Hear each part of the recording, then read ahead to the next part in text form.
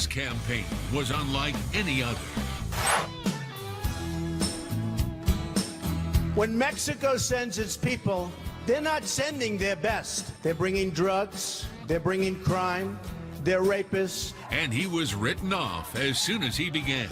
The Republican Party is not going to nominate Donald Trump. I think this is a stunt for attention. Yet, overlooked Americans were getting on board. I hope it can save my job. We need someone to take a sledgehammer to this bull. And in the end, Donald Trump beat the odds. This election year is not about ideology, it's about insurgency. But the opposition isn't going away. How will it all play out? When you're in the White House, you're drinking from a fire hose 24 hours a day. We can work together and unify our great country.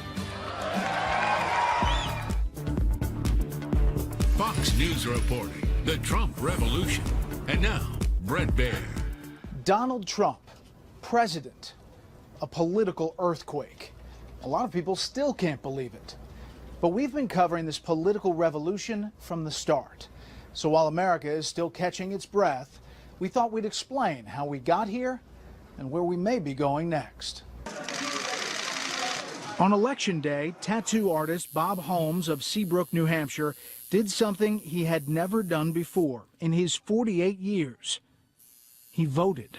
Walked in there, it was very awkward. I didn't know where to go, what to do, who to talk to. I obviously looked lost because somebody came over and talked to me and told me what line to get into, and went into the behind the curtain and voted, and took a picture on my phone and posted it on Facebook that I voted for Donald Trump. How's it going? So far, so good. Holmes earned some notoriety during the campaign by offering free tattoos of Trump. Trump wins 2016. Trump wins 2016. So on election eve, he stayed up all night watching. This is us. This is our country. It's real.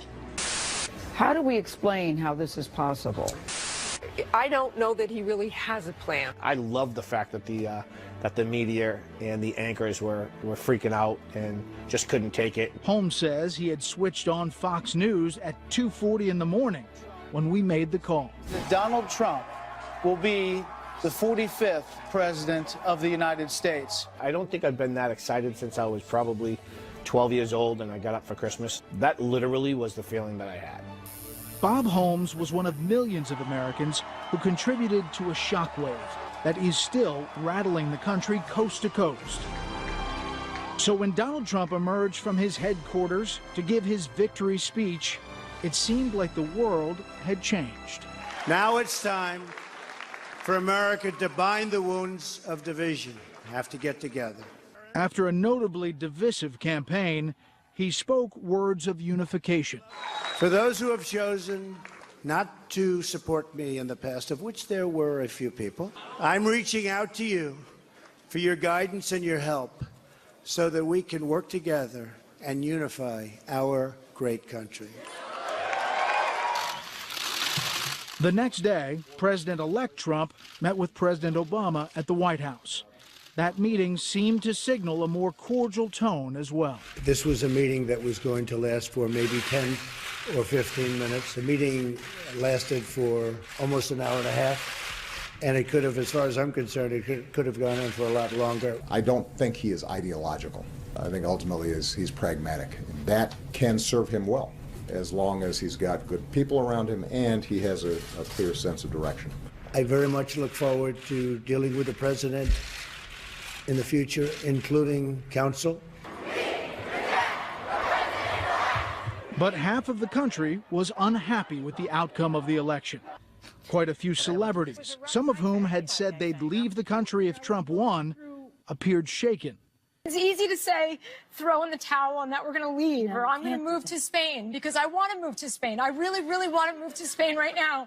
Students across the U.S. staged mass walkouts, and thousands took to the streets to show they still opposed Trump, no matter the election results.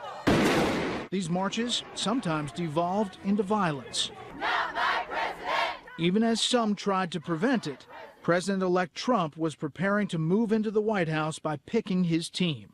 There was some controversy when Governor Chris Christie was replaced by Vice President-elect Mike Pence to head the transition. Kellyanne Conway, Trump's campaign manager, now turned senior advisor to the transition, thinks the press has made too much of this.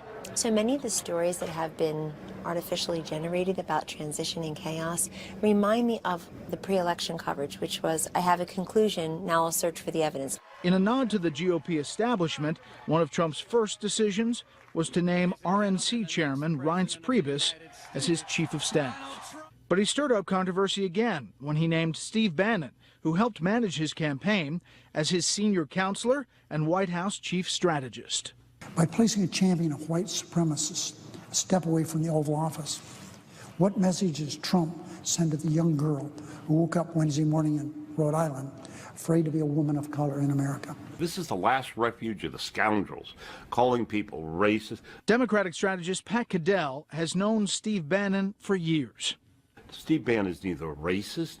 He believes that the United States must put its interests first rather than being globalist first. And that is not a xenophobic attitude. His sin is that he's anti-establishment. President Bush's senior advisor, Karl Rove, says he has a more fundamental concern about the arrangement between Priebus, the GOP insider, and Bannon, the controversial outsider. Now we have two co-equal people running the West Wing, which means that they better be very close, have a very collaborative style. When you're in the White House, you're drinking from a fire hose 24 hours a day. And you need to have processes in place that help the president get all the information he needs for a considered decision.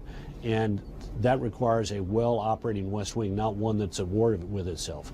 Since then, President-elect Trump has kept busy meeting with prospects, and he's chosen several names for prominent slots. Senator Jeff Sessions of Alabama for Attorney General. There is controversy. 30 years ago, he was denied a federal judgeship because of alleged racist statements. Sessions denied the allegations. Meanwhile, in another sign of reaching out to his rivals, Trump met with former governor and former GOP nominee Mitt Romney, though the two have exchanged harsh words this election cycle. Donald Trump is a phony, a fraud. Mitt is a failed candidate. He failed. He failed horribly. The process of picking his team is continuing, but no matter who is chosen, Trump's supporters can't wait for their man to take over. Drain the swamp! Drain the swamp! There was high hope that as an outsider, he'd keep his promises to build a wall, to fight corruption, and to repeal Obamacare. I expect him to follow through on, I'd like at least 85% of what he said. I don't know, the other 15% I think is always somewhat negotiable in anything. I kept saying, this election year is not about ideology, it's about insurgency. Ours was not a campaign, but rather an incredible and great movement made up of millions of hardworking men and women who love their country and want a better, brighter future for themselves and for their family. While Donald Trump is busy preparing for the biggest job in the world, it's hard to believe that a year and a half ago, he was a blip on the political radar. Some people called him a joke who would amuse us until the serious contenders took over. How that joke turned around, next.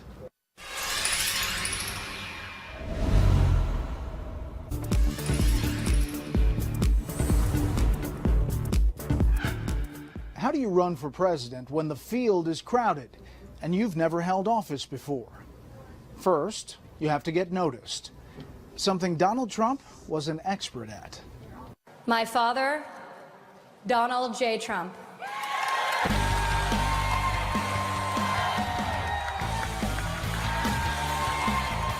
It was a setting that may have seemed more appropriate for a Vegas act than a president to be, but on June 16th, 2015, in Trump Tower, Donald Trump had something very important to say to America. Ladies and gentlemen, I am officially running for President of the United States, and we are going to make our country great again. The 69-year-old billionaire real estate mogul had never held office, but now he was going for all the marbles. Beyond the announcement, one section of his speech got almost all the attention. When Mexico sends its people, they're not sending their best. They're bringing drugs, they're bringing crime, they're rapists, and some, I assume, are good people. This was not how candidates normally spoke. Pundits announced his campaign dead on arrival. How should Republicans handle Donald Trump? Ignore him. He's not going to win the Republican nomination. I really don't think that it's what the Republican Party needs. But Trump kept it up, banging the immigration drum. I will build a great, great wall on our southern border, and I will have Mexico pay for that wall. Mark my words. The line became fodder for countless punchlines. Now, how are you going to deal with immigration? Build a giant wall. Okay, what about the economy? Build a giant wall. Yet his tough talk struck a chord. And nobody builds walls better than me, believe me. By mid-July, Trump shot to the top of a crowded Republican field. His freewheeling style got the lion's share of media attention. For instance, no one makes fun of a war hero except Donald Trump, here talking about John McCain. He's not a war hero. He's a war hero. 5.5 years. He's a war hero because he was captured.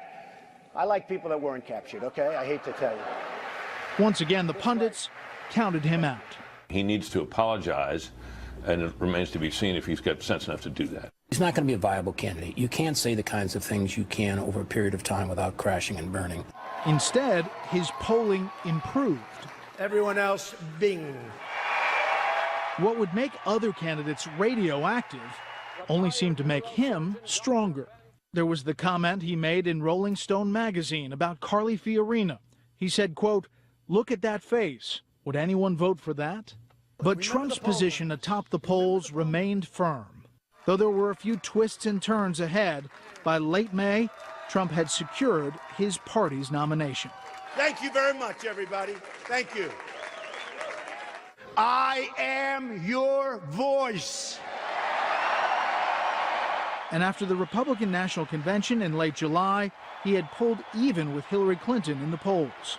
But if anyone thought he'd moderate his tone for the general election, they were mistaken. Hillary, rotten Clinton. Crooked Hillary Clinton. Indeed, the brash billionaire was ready for more trash talk and not just about his opponent. Here, you can have it. Anybody want?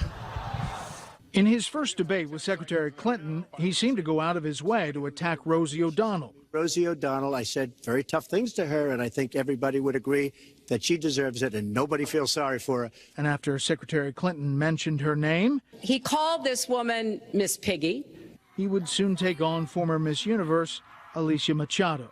She gained a massive amount of weight, and it was a real problem. Then in early October, comments captured on tape by a hot mic in 2005 were released. In the tape, Trump shared lewd comments with Access Hollywood host Billy Bush. When you're a star, they let you do it. You can do anything. Whatever you want. Grab them by the I can do anything. After that, 11 women spoke out, claiming to have been sexually harassed by Donald Trump. The events never happened. Never. With about 1 month to go before Election Day, Trump looked like he was in deep trouble.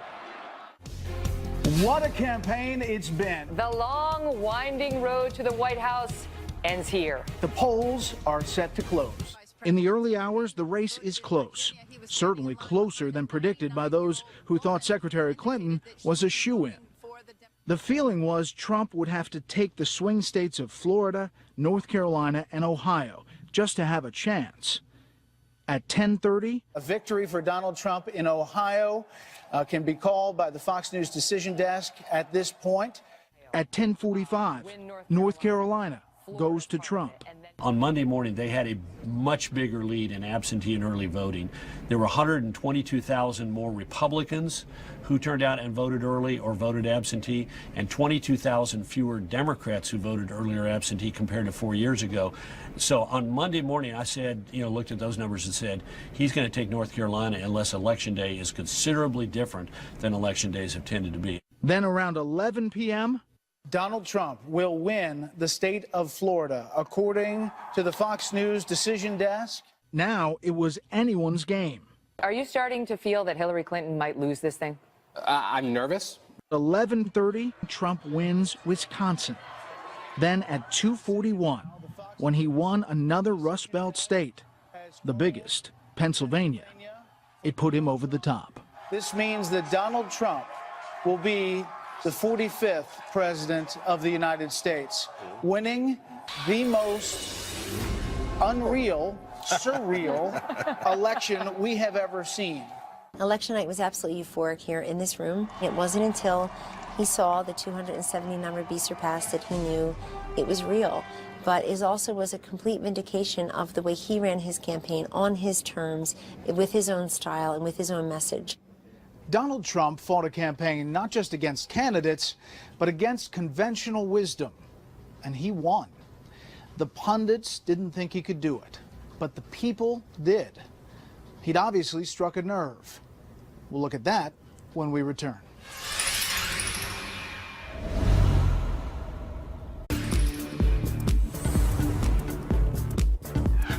Donald Trump's success, it's safe to say, came as a surprise to the political and media class. This is partly because he seized upon issues that mattered deeply to a lot of Americans who'd felt long ignored. One such issue, trade. Whoa! From the start of his campaign, Donald Trump's economic populism made him a favorite among white working-class voters. President Trump! President Trump! The best way to stay competitive and protect the business for long term is to move production from our facility in Indianapolis to Monterrey, Mexico. This video shows the moment when 1,400 workers at Carrier Air Conditioning were told their jobs will be shipped from Indianapolis to Mexico in 2017. We're moving. We're shutting down. We're moving to Monterrey, Mexico.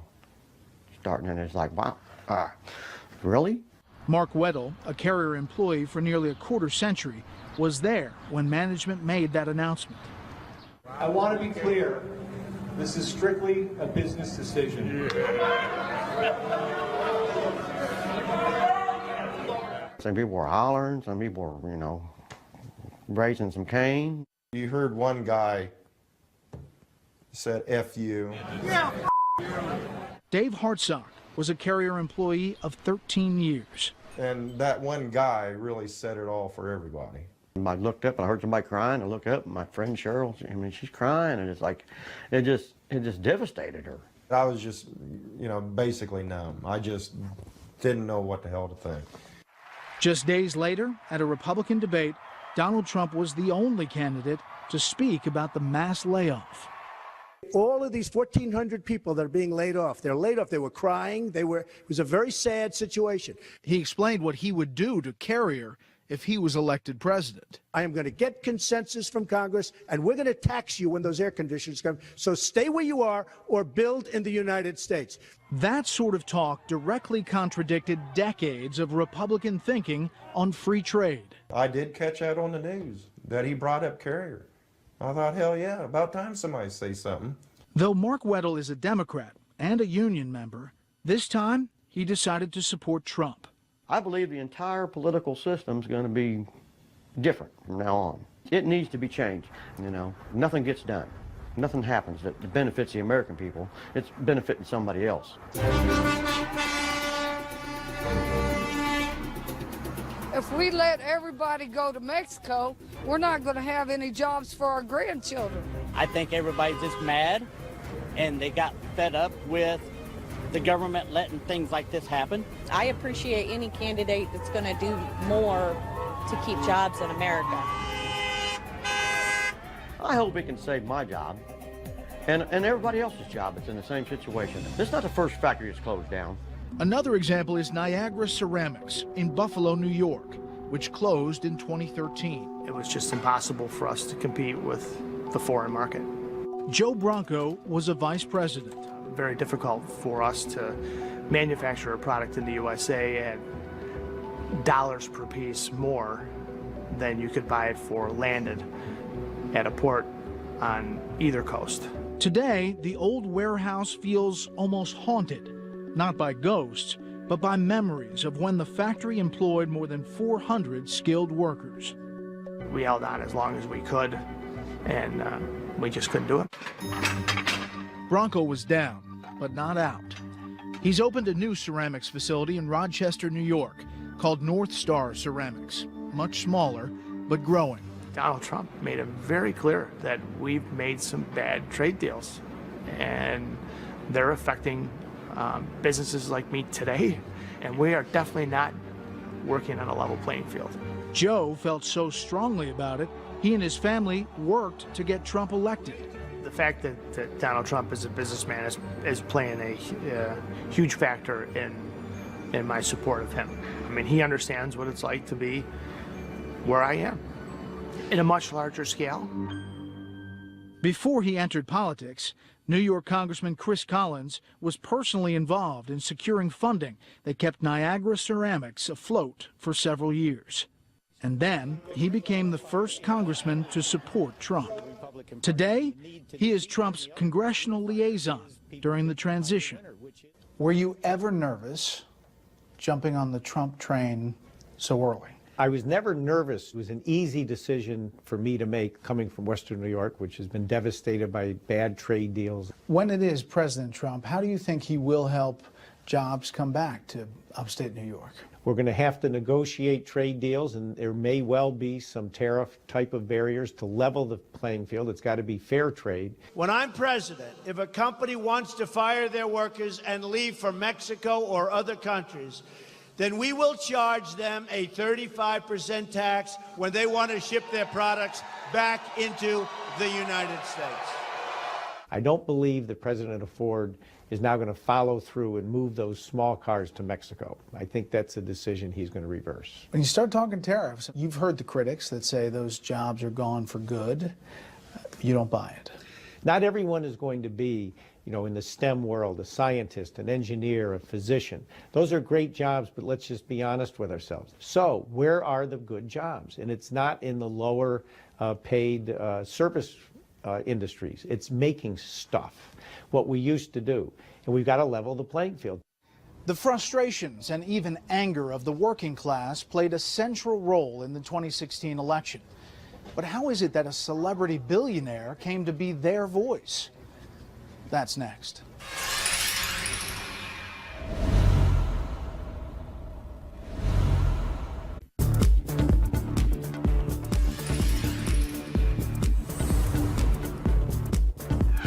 Most presidential biographies describe years of rising through the ranks before achieving the top job. That will not be the case with Donald Trump. Nevertheless, to those who think his candidacy came out of nowhere, there's actually a lot of history leading up to it.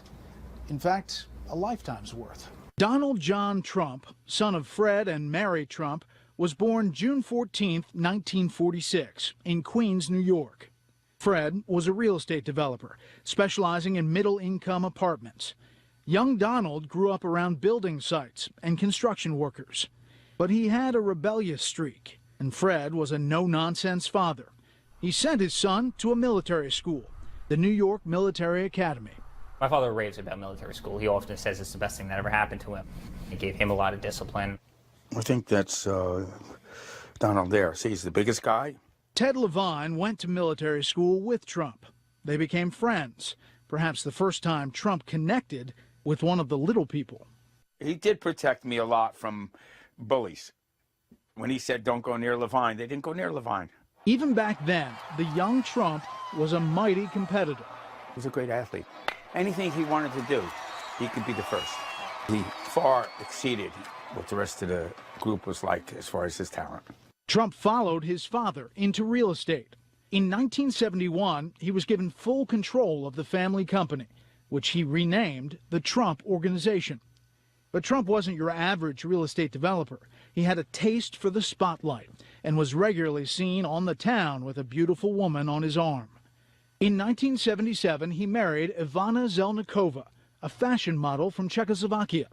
Together, they became an inescapable part of the Manhattan scene.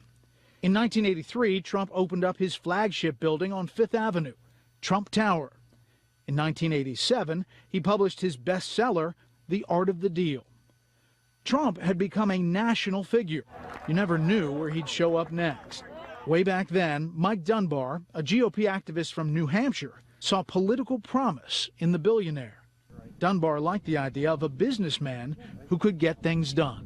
And so that's why I started a Draft Trump campaign. And so in October 1987, at Yokin's restaurant in Portsmouth, New Hampshire, as people waved Trump for president signs, Donald Trump made his first campaign speech.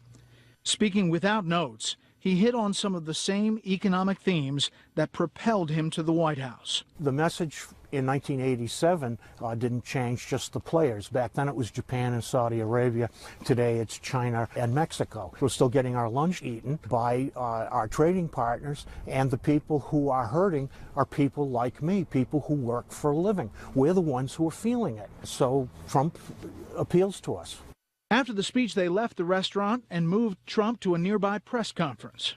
And I had to get him from the speaker's podium to a side door, which was a pretty good distance. And as we moved along, he kept stopping, shaking hands with the waitstaff, with the cops, and with the firemen who were there. He ignored all the other people wearing the suits and everything else, but it was the common man that attracted Donald Trump and that he reached out to. And I think that's what's happening today. He's still reaching out to us, not to the guys in the suits. He didn't run back then, but the seed had been planted. In the 90s, his business ventures had some ups and downs, and so did his love life. We have a great relationship. We've always had a great relationship, and it's fine. He divorced Ivana in 1991.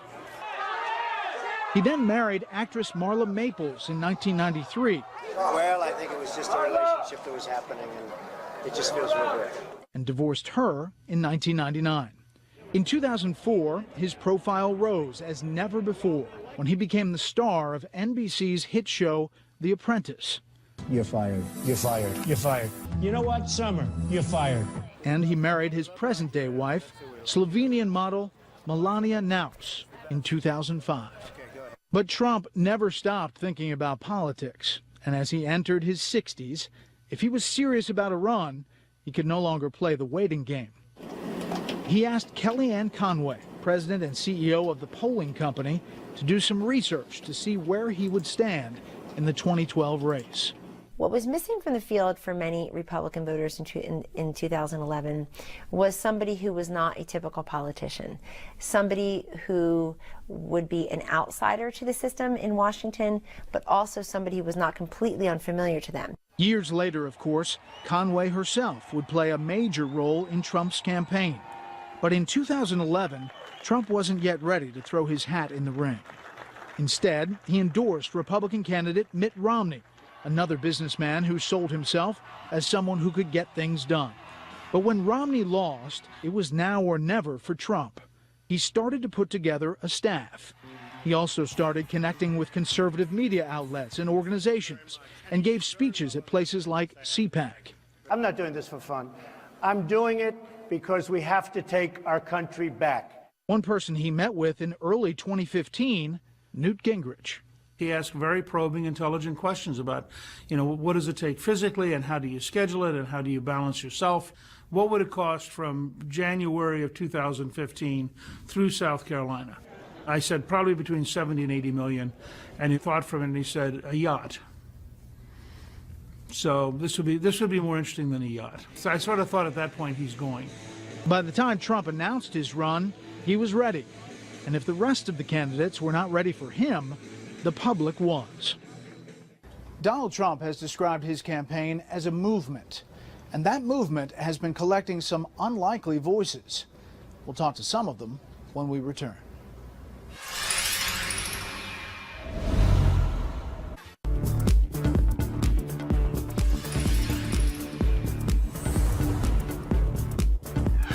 To win the election, Donald Trump brought a lot of new voters to his party. And as you're about to see, many of them were filled with surprises. Remember Bob Holmes, the New Hampshire tattoo artist, the one who just voted for the first time? Everybody's trying to be politically correct, but nobody says anything. because you don't want to step on toes, or you don't want to hurt somebody's feelings, or you don't want to be called a racist or whatever. And I think that he's saying exactly what everybody wants to say. I'm the one that brought all the action, right? The Seabrook, New Hampshire tattoo artist was offering free Trump tattoos when we first met him earlier this year. Business was brisk. And varied between Make America Great Again and the actual Trump head. Yeah, we've done his face, and all the rest are either, you know, We the People tattoos with Let's Make America Great Again. When you're putting on the tattoo and doing it, do you talk issues like what drives these people to do it? You know, they're just really supportive, and they want to feel like America's great again. They want to feel like they're going to be secure, that they're not going to have to worry about things happening to their kids or them. So they love the fact that Donald Trump says what he says and owns it. One of those on the receiving end was Max Crowley, a Trump fan who came in from Massachusetts to get his free tattoo. I got a Trump tattoo on the back of my calf, and it's his portrait. I mean, that's kind of a permanent deal. It is. You're in. I'm in. I'm in 100%. There's no going back on that now. It's there forever. Let's see it. You want to see it? And there he is. How about that? The Donald. The Donald. To Crowley, the billionaire businessman represents hope for the working man. As a construction worker and a carpenter, work has not been great. For the past couple of years, it's been hard, you know, especially with a family supporting them. And as a business class kind of guy, you know, he promises a lot of good things for the future, and the future is everything to me and my family. So now you can look at your leg and get inspired. That's it. Absolutely correct. I'm behind Donald Trump 100%, and now Donald Trump is behind me. Is this a voter revolt, you think? I think it's a revolt against the politicians that are running the country now and doing such a bang-up job. I think it's time, and everybody else thinks it's time, to change it. Holmes wasn't alone in finding a new political direction.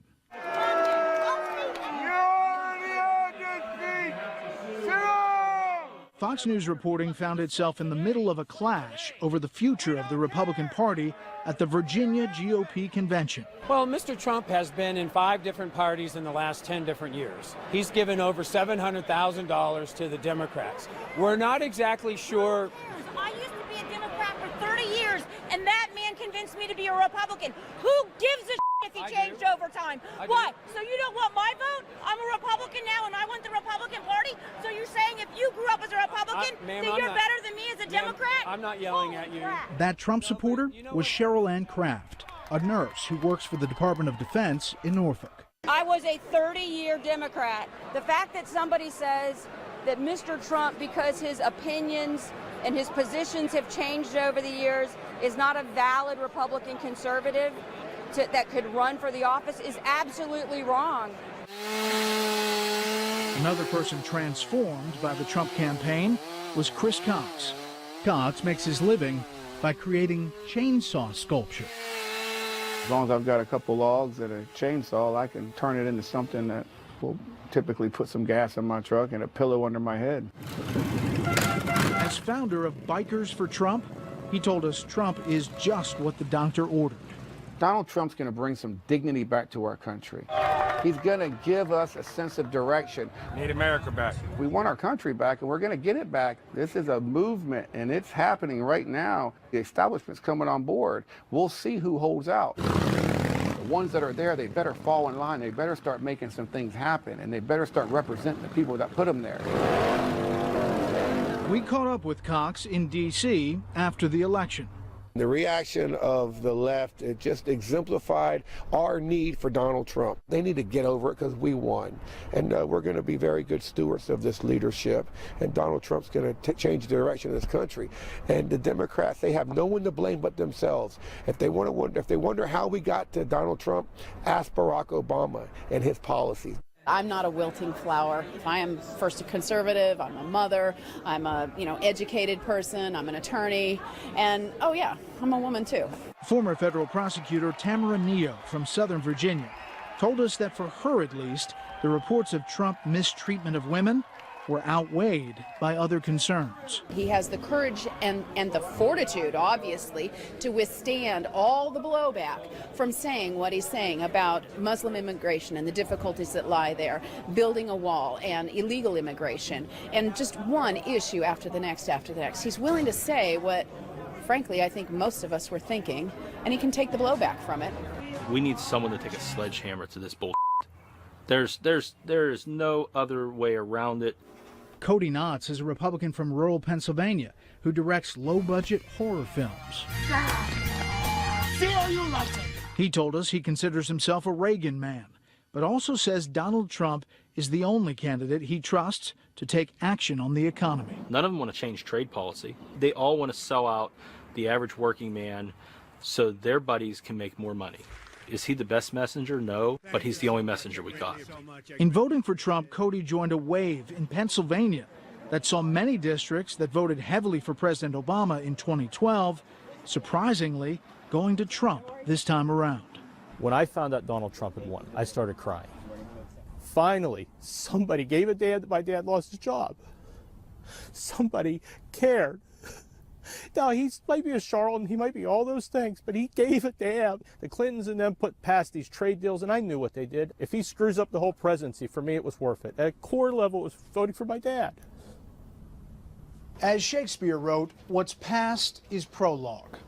So far, we've been looking at what led us up to this historic moment. When we return, we'll discuss what this past may be prologue to.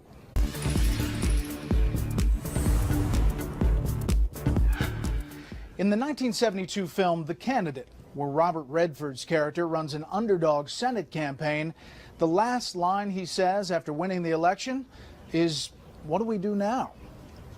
While the film is an often cynical take on American politics, this is nevertheless a question that must have gone through the mind of many a politician.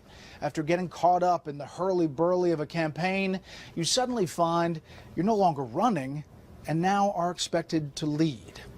It's likely many in the Trump circle must be asking that same question. What do we do now? And certainly, even more Americans are asking, what will he do next? And yes, we will build a great wall. Of all the promises candidate Donald Trump made, the one that got the most attention was the wall. Will he be able to build it? Kellyanne Conway has little doubt. He will build the wall. Mexico will pay for it. Immigration has always been what's fair to the illegal immigrant. And as Donald Trump, as candidate and as president, has promised to also say, hey, what's fair to the American worker? He is going to make good on all of these promises. Karl Rove believes the people may allow a little give. As I travel, people would say, I'm for Trump, and we get talking about the issues. I'd say, do you really think you'll be able to build a wall and make Mexico pay for it? Every person I ran across said, oh, no. But you know what? He'll secure our borders. This is for everybody. He will definitely see defiance when it comes to deporting illegal immigrants. Mayors of major American cities vow they will remain sanctuary cities. To be clear about what Chicago is, it always will be a sanctuary city. And he may find resistance even within his own party. You're not on the same page on immigration, at least on the campaign trail. I don't really agree with that. We are on the same page on securing the border. And that border security first is what what President-elect Trump is talking about, and that's something we all totally agree with. On the ground, en el suelo. And the deportation force. Well, I think right now we want to secure the border, and that is really the first priority. As for repealing and replacing Obamacare, we're told that is still on track, while Trump has talked about keeping two elements of Obamacare, letting kids stay on their parents' plan till they're 26, and making sure people with pre-existing conditions are still covered. It happens to be one of the strongest assets. You're going to keep that. Obama's legacy, the main thing is, of course, Obamacare, and he's already started to backtrack on that. Thomas Frank is the author of Listen Liberal. If you look at Obamacare, there are certain aspects of it that are massively popular, and to undo them would be to kill your own political future. I think what he'll do is he'll fiddle around with it and call it Trump care, you know. He'll adjust it in this way and that. No, he will make good on his promises. The fact that there's about 33,000 pages in the Affordable Care Act, otherwise known as Obamacare, and I'm sure you can find one or two good things in 33,000 pages. I mean, even a stop clock tells the right time twice a day. Having said that, he's made very clear what his replacement plan is. Tell us what you hope to accomplish. Trump also has big plans for infrastructure spending, as outlined in his victory speech. We are going to fix our inner cities and rebuild our highways, bridges, tunnels, airports, schools, hospitals. We're going to rebuild our infrastructure, and we will put millions of our people to work as we rebuild it. I think this is going to be a battle. He's got two battles there. One is going to be a battle with the Democrats because, look, they may not consider whatever he wants to spend sufficient. And second of all, he's going to have a battle with Republicans who spent the last 8 years belittling the stimulus bill.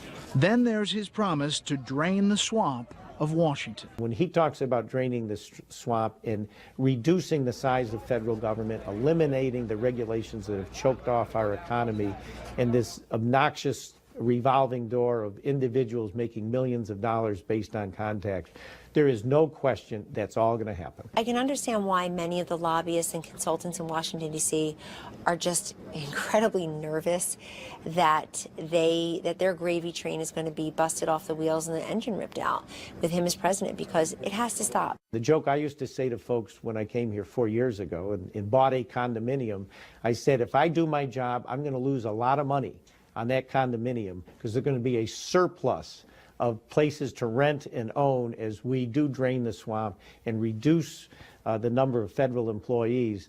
I'm quite happy to lose money on that investment. He's made other promises, of course: renegotiate trade deals, strengthen the U.S. military, increase educational opportunities. In general, though, make America great again. I think they elected him because they said Barack Obama is doing stuff to our country that we totally disagree with, and this guy's going to be a strong leader who'll secure our borders, make America's military strong again, make our country respected around the world, get good trade deals, but most important of all, he will get the economy going again. There'll be better jobs and bigger paychecks. Come this January, when he's sworn into office, Donald Trump's plans will finally be tested by the real world.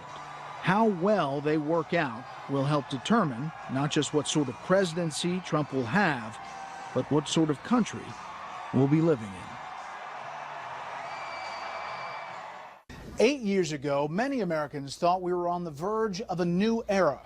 The Democrats had won the White House, held both chambers of Congress, and seemed on the verge of turning the U.S. Supreme Court. Today, all of that's reversed. Politics works that way sometimes. President-elect Trump is a controversial figure, but now it's his job to prove to Americans that they made the right choice.